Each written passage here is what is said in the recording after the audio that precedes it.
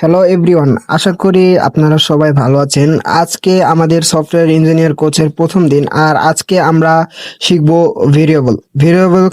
Variable কিভাবে ব্যবহার করা হয়, সফটওয়্যারের ভিতরে ভেরিয়েবল কিভাবে ইমপ্লিমেন্ট করা হয়, আমরা এই সকল বিষয় আজকে দেখব। তো তার জন্য চলে যাচ্ছি আমরা ব্রাউজারে এবং সেখান থেকে একটা অ্যাপ খুলে নিচ্ছি।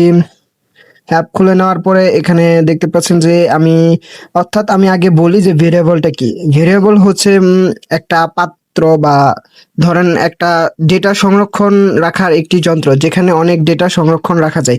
তো এখানে আপনি দেখতে পাচ্ছেন যে আমি একটা বক্স এঁকেছি, যেটার বাহিরেরটা হলো ভেরিয়েবল এবং ভেতরে যেগুলো আছে এগুলো হচ্ছে ডেটা। অর্থাৎ মনে করেন যে বাহিরেরটা হলো একটা পাত্র, যেখানে ধরেন লবণ মশলা রাখা হয়, এবং ভেতরে যেই লবণ এবং মশলাগুলো আছে সেগুলো হচ্ছে রিয়েল ডেটা।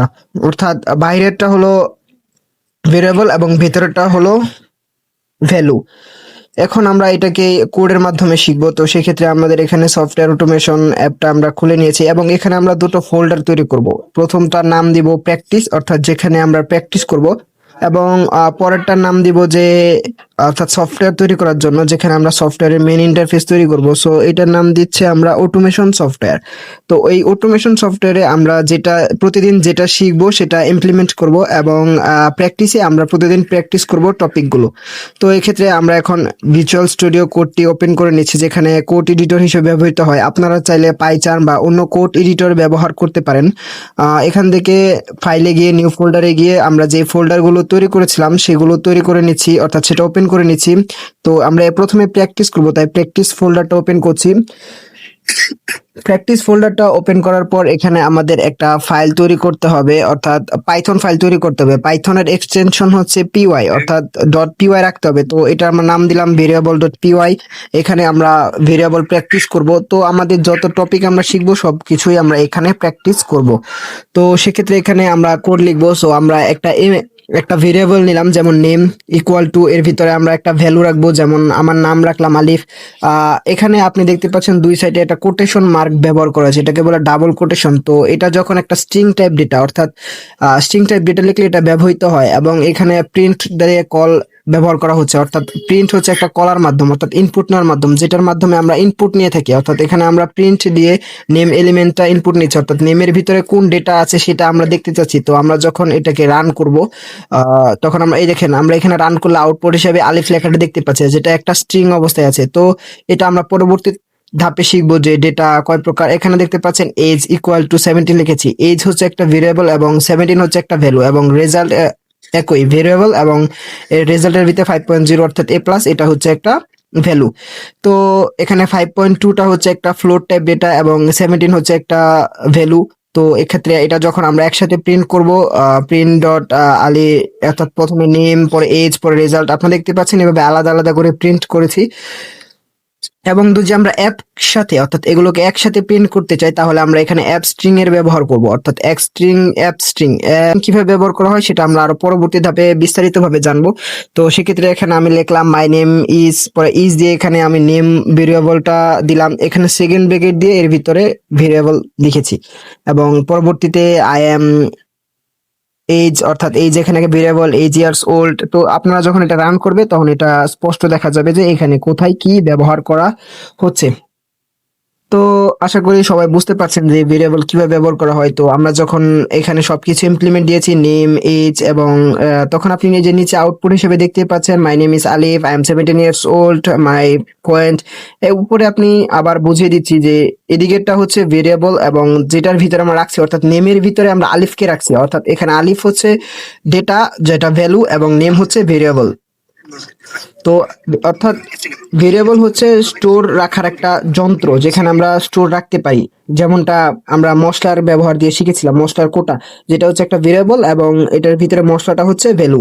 তো এইভাবেই ভেরিয়েবল মূলত ডেটা সংরক্ষণ রাখার একটি পাত্র, যেখানে অনেক ডেটা সংরক্ষণ রাখা যায়। তো আশা করি সবাই বুঝতে পেরেছেন যে এখানে কিভাবে আপনারা ডেটা সংরক্ষণ করে রাখবেন। নেম এজ, এটা হচ্ছে স্ট্রিং টাইপ, ইন্টিজার টাইপ এবং ফ্লোট টাইপ ডেটা, অর্থাৎ এখানে 3 টাইপ ডেটাই আমি লিখে জানিয়েছি। এখন আমরা এটাকে সফটওয়্যার ইমপ্লিমেন্ট করে দেখাবো, তার জন্য আমরা এখানে নিউ উইন্ডো সিলেক্ট করছি। তো আমরা ভেরিয়েবল তো শিখলাম, যে ভেরিয়েবল কিভাবে লিখতে হয় সেটাও আমরা শিখলাম। তো এক্ষেত্রে আমরা এখন নিউ উইন্ডোজ ওপেন করব এবং সেখানে দেখব যে সফটওয়্যারে, অর্থাৎ যখন আপনি সফটওয়্যার বানাবেন বা সফটওয়্যার ডেভেলপার হবেন তখন ভেরিয়েবলের কাজ কি, ভেরিয়েবল দিয়ে কি করা হয়। ভেরিয়েবল মূলত ব্যবহার করা হয় সফটওয়্যারের ডিজাইন, অর্থাৎ সফটওয়্যারে কি দেখাবে, ইউজারকে কি দেখাবে, কি স্টোর করে রাখবে এগুলোর ক্ষেত্রে।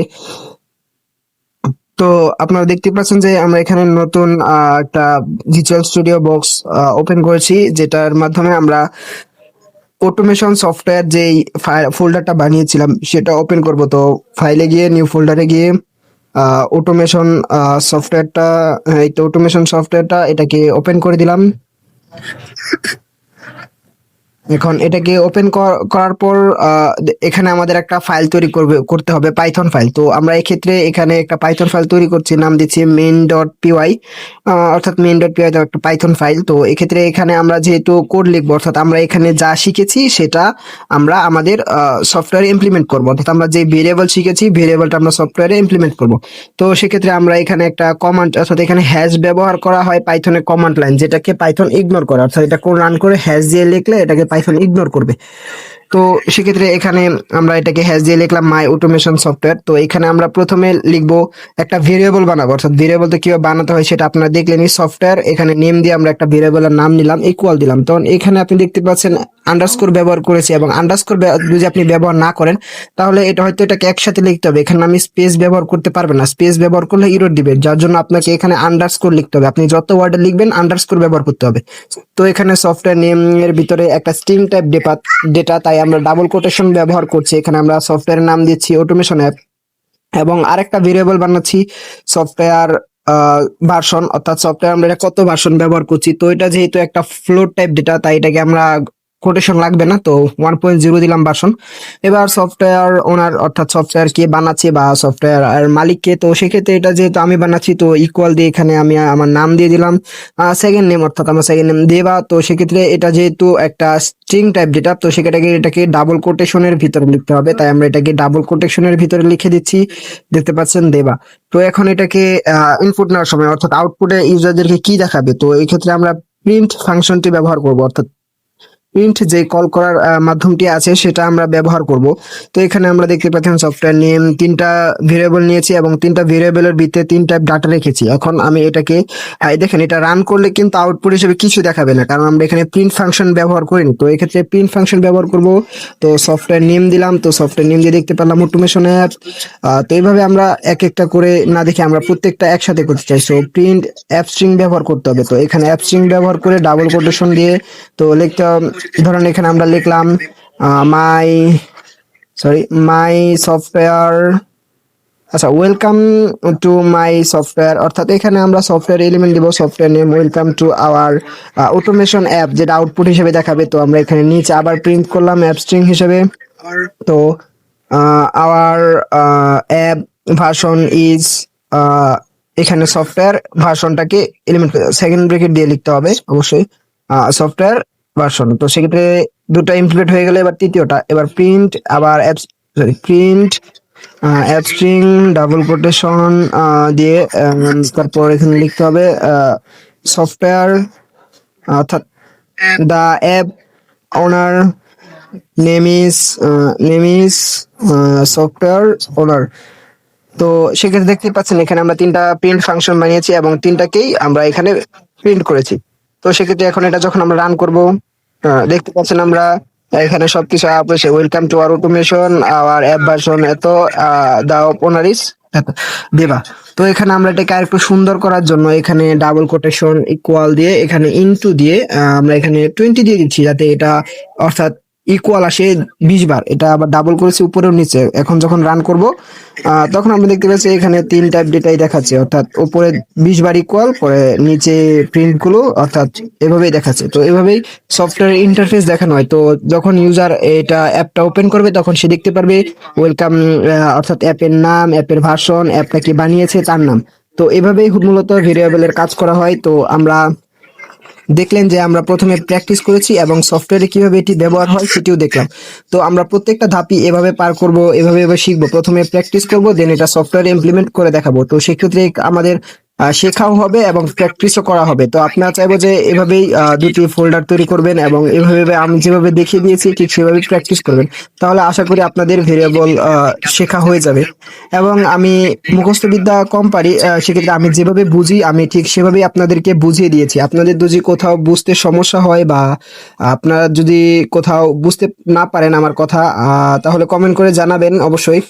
আর আমি যেহেতু একদমই নতুন ইউটিউবে, তো সেক্ষেত্রে আমার ভয়েস ক্লিয়ার আসছে না অথবা আমার এখানে যদি কোনো ভুল হয়ে থাকে তাহলে অবশ্যই মাফ করে দিবেন। এবং পরবর্তী ভিডিওটা খুব তাড়াতাড়ি চলে আসবে। পরবর্তী যে টপিকটা হবে সেটা আপনি দেখতে পারবেন। তো অবশ্যই চ্যানেলটা সাবস্ক্রাইব করে দিবেন, বেল আইকনে থাকা ক্লিক করে দিবেন। তো দেখা হচ্ছে নেক্সট পার্টে। আল্লাহ হাফিজ।